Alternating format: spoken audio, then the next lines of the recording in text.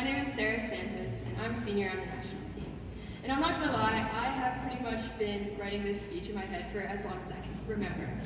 So, some of you might not know her, but I remember when I was sitting in your seats, and I was listening to Anna Francisco's senior speech. She had started out with an excerpt from her college essay, where she talked about how she woke up at 5:30 a.m.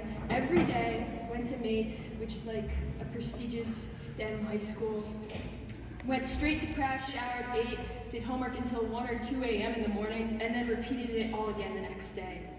And just listening to that was exhausting. So I would just remember being so impressed that she was able to do that, never in a million years thinking that I would one day be following in her exact footsteps to the college, actually.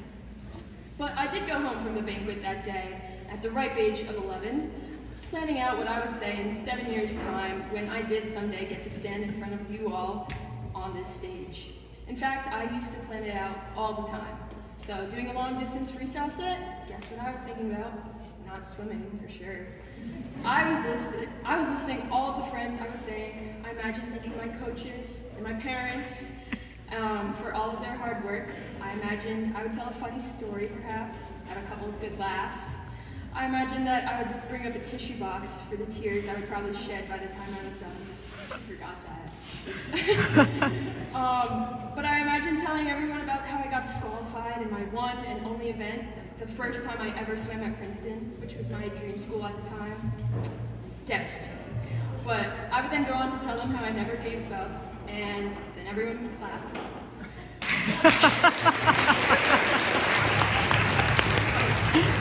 So the thing is, when I sat down to start writing this speech, however, although that Princeton story was important, there's plenty more challenges that I faced in order to get to this point. Like, believe me, I've gotten disqualified plenty of times after that day, including nationals.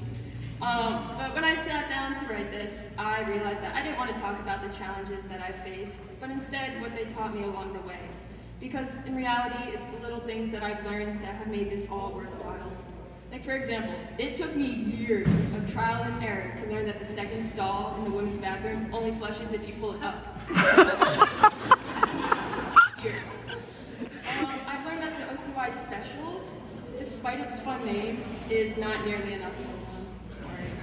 Like, don't get me wrong, I love doing half a lap of warm down in the moment, but the next day you will feel it, I promise you. I've learned that wearing your cap straight from the car into the building does save a significant amount of time. So, for all those little kids I see coming out of the car with cap and goggles on and ready, great job, keep it up. I've learned that if you take out the lane lines, the looming threat of a head-on collision will make practice significantly more interesting. I've learned that Corey does have the stereotypical dad pose down, so like the one where they're staring out at the lawn, kind of hand on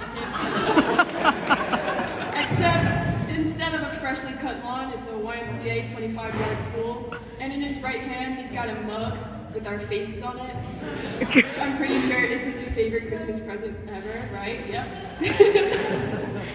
I've learned that if you're in the locker and you yell for someone to flush the toilet while the shower is running, it will get significantly hotter.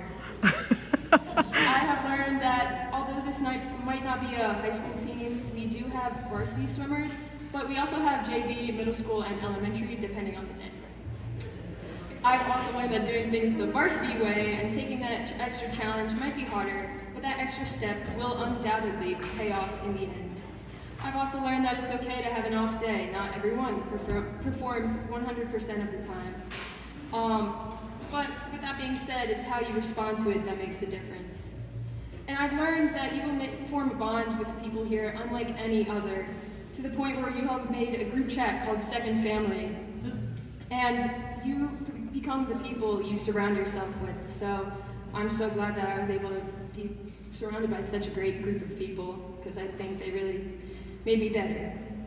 And I guess the last thing I've learned is that if you ever catch yourself writing your senior speech 7 years in advance during a long distance freestyle set, you might want to start paying attention, because I can guarantee you that you will lose track of what lap you're on. So thank you to everyone who got me to this point, and I'm really grateful that I was able to be part of this family.